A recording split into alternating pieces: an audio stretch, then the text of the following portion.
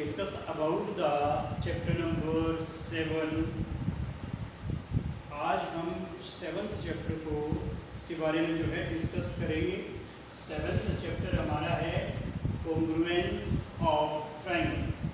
अब ये कॉन्ग्रुएंस क्या होता है, सबसे पहले उसको समझे कि कॉन्ग्रुएंस होता क्या चीज़ है।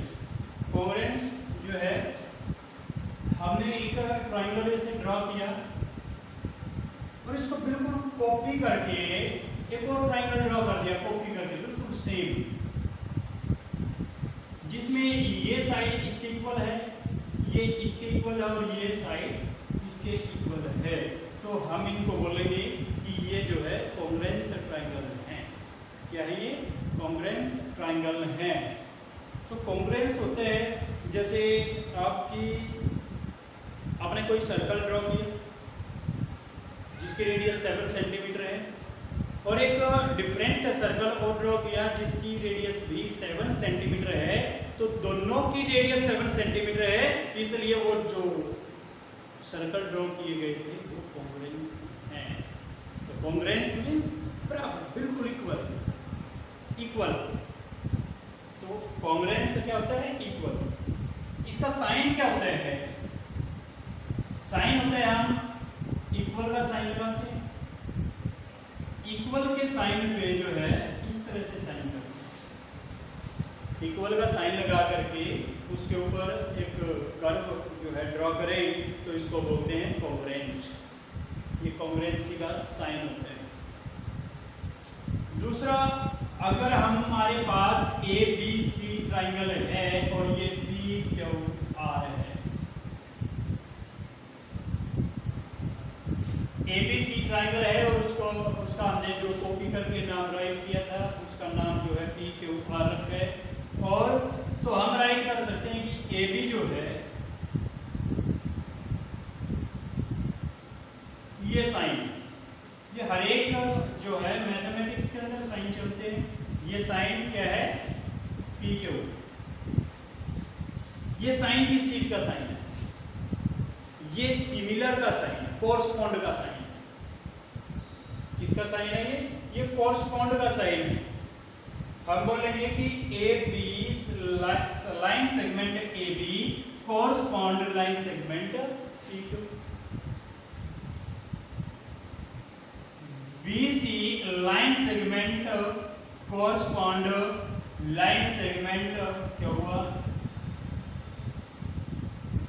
ए C correspond line segment AC correspond line segment PR। तो ये कोरस्पॉन्ड का साइन होता है। हम ऐसे भी राइट कर सकते हैं कि ABC कोरस्पॉन्ड PQ। समझ आया? मीन्स जो भी ABC है, ABC means vertex of ABC, vertices, triangle ABC के vertices A, B and C, vertices congruent जो कोरस्पॉन्ड है वो PQR ट्राइंगल के वर्टेसिस के कोरस्पॉन्ड है। समझ आया होगा कि कोरस्पॉन्ड ये किस चीज का साइन है और जो कॉन्ग्रुएंट का साइन है वो भी मैंने आपको बताया था। इक्वल का साइन लगाते हैं, उस पे एक कर्व लाइन ड्रॉ करते हैं, उसको बोलते हैं कोरस्पॉन्ड। तो नाउ स्टूडेंट, अब एक्सरसाइज की ओर चलते हैं। एक्सरसाइज में हमारे क्वेश्चंस में क्या कहा गया है उसको देखेंगे। एक्सरसाइज स्टार्ट करते हैं 7.1।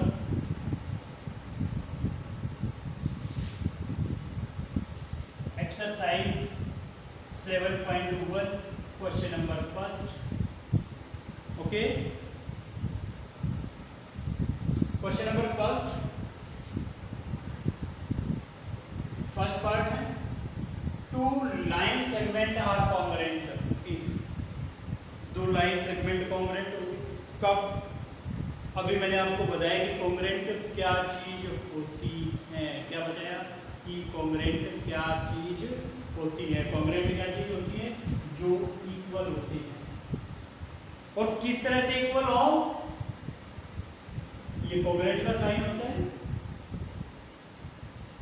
किस तरह से इक्वल हो? उनकी अगर टू लाइन सेगमेंट कॉन्ग्रुएंट है तो उनकी लेंथ क्या होगी, इक्वल होगी। If two line segment are congruent, if the length are equal, अगर उनकी लेंथ क्या है, इक्वल है, तो लाइन सेगमेंट क्या होंगे, कॉन्ग्रुएंट होंगे। समझ आया? Second part B, among two congruent angle, दो कॉन्ग्रुएंट एंगल है, उनमें one has a measurement of 70 degree, एक एंगल का मेजरमेंट क्या है, 70 डिग्री है। The measurement of other angles, तो दूसरे एंगल का मेजरमेंट क्या होगा, बताइए। अगर दो एंगल इक्वल हैं, सॉरी, अगर दो एंगल कॉन्ग्रुएंट हैं और एक का मेजरमेंट 70 डिग्री है, अगर एक एंगल जो है आपका 70 डिग्री का मेजरमेंट लिए हुए है, तो दूसरे एंगल का मेजरमेंट क्या होगा, बताइए। गुड, क्योंकि जो एंगल होते हैं वो कॉन्ग्रुएंट कब होंगे, जब उनके मेजरमेंट इक्वल होंगे। जब उनके मेजरमेंट इक्वल होंगे तो एंगल इक्वल होंगे। अगर एक एंगल का मेजरमेंट 70 डिग्री है तो दूसरे एंगल का मेजरमेंट भी 70 डिग्री होगा। समझ आया?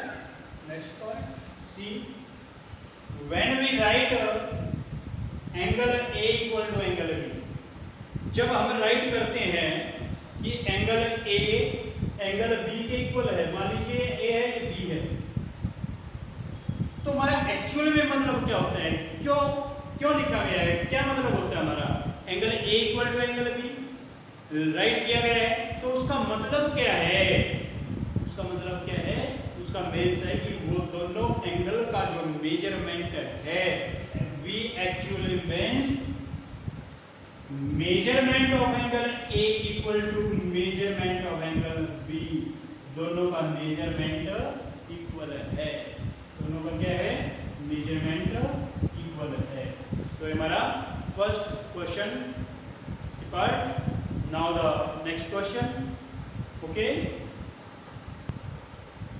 क्वेश्चन नंबर 3 ऑफ एक्सरसाइज 7.1 क्या कहते हैं, इफ ट्राइंगल एबीसी, इस चीज का साइन है कॉन्ग्रुएंट का, congruent triangle FED means triangle ABC congruent FED under the corresponding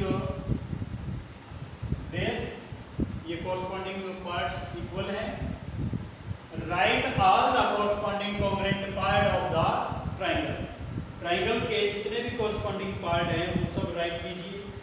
तो हम राइट करेंगे, पहले वर्टेक्सिस को लेते हैं, एंगल्स को लेते हैं। Angle A correspond angle F, A F, B E के correspond, angle B correspond angle E, angle C correspond angle D. तो एंगल्स के बारे में, अब लाइन सेगमेंट्स को लेते हैं। Line segment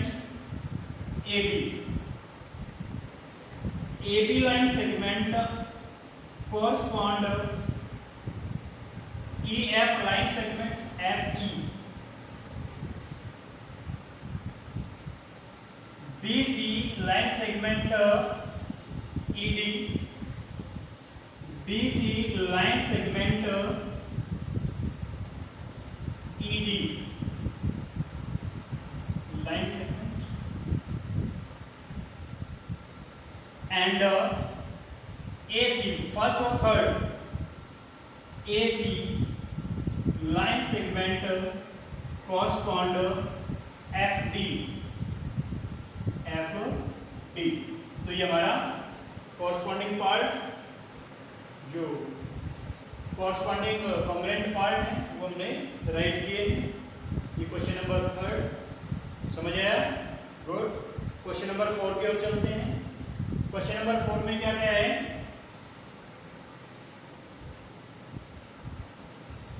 If triangle DEF congruent triangle BCA, triangle DEF BCA के कॉन्ग्रुएंट है, right the part of BCA, BCA के पार्ट राइट कीजिए, दैट कोरस्पॉन्ड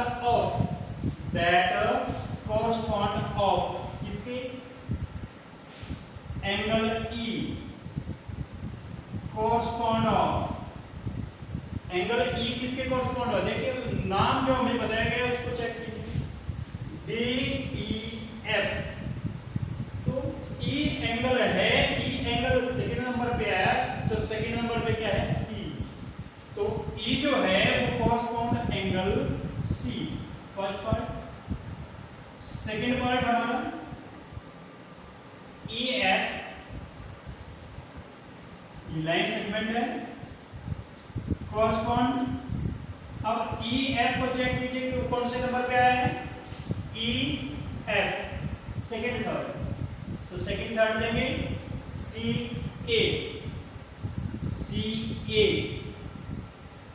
समझ आया ना? Good. Next part for angle F correspond, angle F किसके correspond है? Angle A की, एंगल A, सॉरी ये fourth, DF line segment correspond, DF line segment किसके कोरस्पॉन्ड है? DF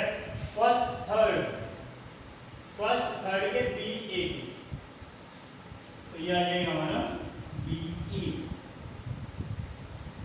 तो ये हमारे क्वेश्चन नंबर 4 भी कंप्लीट होता है, इसी के साथ एक्सरसाइज फिनिश होती है आपकी। तो हमने स्टूडेंट्स इस एक्सरसाइज में जो है लर्न किया, इसमें हमने सिर्फ अभ्यास किया है कि कोरस्पॉन्ड क्या होते हैं, कैसे किसके कोरस्पॉन्ड किसको रखा जाता है, कॉन्ग्रुएंट क्या होता है, तो इस बारे में जो है इस एक्सरसाइज के अंदर हमने स्टडी की है। तो इसी के साथ ये एक्सरसाइज फिनिश होती है।